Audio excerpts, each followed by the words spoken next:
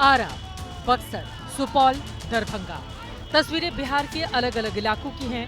छात्रों पर हुए लाठीचार्ज और पानी की बौछार के विरोध में लेफ्ट गठबंधन ने चक्का जाम का ऐलान किया था।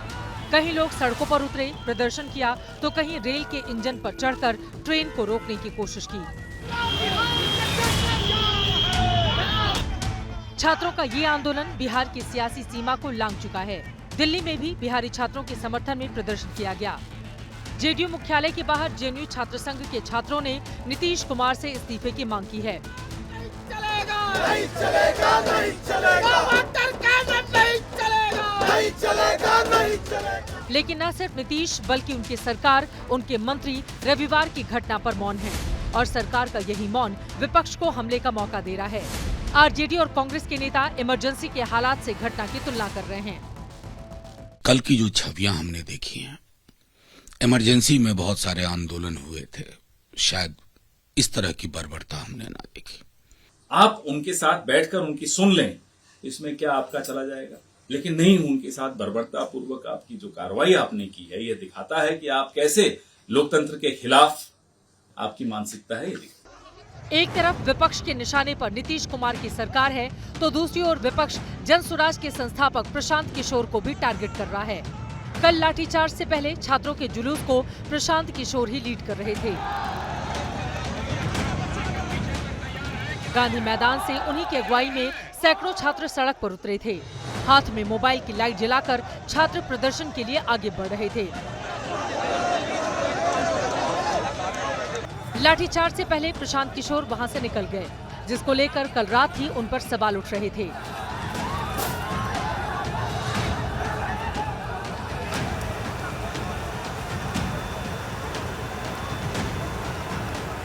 प्रशांत किशोर के विरोधियों ने इसे मुद्दा बना रखा था। पीके का नाम लेकर निशाना साधा जा रहा था।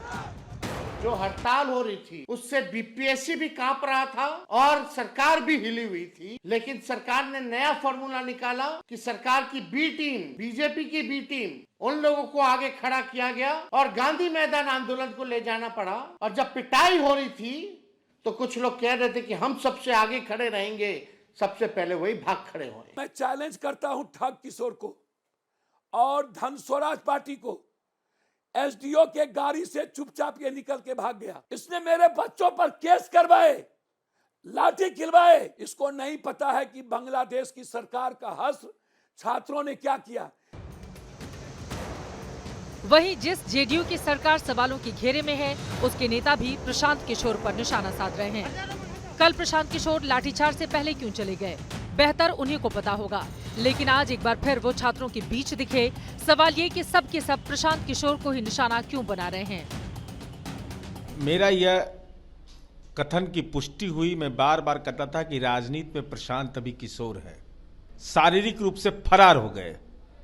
तो उन बच्चों का जिन लोगों की समस्या के निराकरण का इन्होंने दावा किया था, संघर्ष में हम साथी बनने का दावा किया था, तो उनका तो श्राप लगेगा ही। इसलिए राजनीति का तंबू नहीं, इनका दिमाग का भी जो टावर है उड़ गया है। विपक्षी दल अपने वोटरों को संदेश दे रहे हैं। इसमें कोई दो राय नहीं है कि प्रशांत किशोर की बढ़ती ताकत बिहार के मौजूदा सत्ता पक्ष और विपक्ष के लिए बड़ी चुनौती है। युवा वर्ग किसी भी समाज का मजबूत हिस्सेदार होता है। यही वजह है कि सबके टारगेट पर प्रशांत किशोर हैं, जो एक बड़ी ताकत बनकर बिहार में जगह बनाते हुए दिखाई दे रहे हैं। साल 2025 के अंत में बिहार में चुनाव होने हैं। लड़ाई वोटों की है। हर कोई अपना अपना वोट बैंक दुरुस्त करना चाहता है। प्रशांत किशोर जिस वोट बैंक को टारगेट कर रहे हैं, उससे नुकसान महागठबंधन को ज्यादा होता दिख रहा है। उपचुनाव में इसका पैटर्न भी दिख चुका है।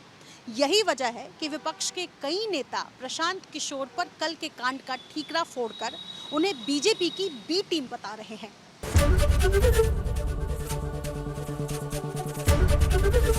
एबीपी गंगा, खबर आपकी, जुबान आपकी।